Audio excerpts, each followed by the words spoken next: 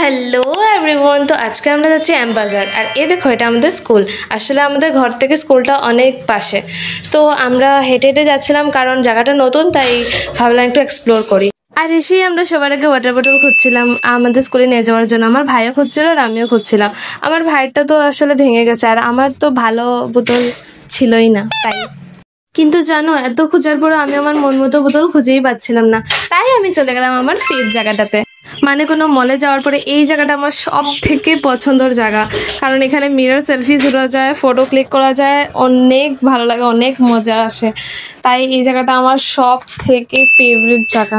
আর এটার best part জানো, এই জায়গাটাতে তুমি একটু স্পেস পেয়ে যাও, তুমি এখানে একলা থাকতে পারবে, কারণ এখানে তো তোমার সাথে কেউ ঢুকছে না, তাই। অ্যান্ড টু বি অনেস্ট, আমি মলে গিয়ে কিছু কিনি বা নাই কিনি, কিন্তু এইখানে এসে আমার 2-4টা ফটো উঠতেই লাগবে। তো এখান থেকে আমি আমার জন্য একটা স্কুল ব্যাগও কিনেছিলাম, যেটা আমি রেকর্ড করতে ভুলে গেছি। আর এখানে আমরা ভাই বোন মিলে নাটক মারছিলাম।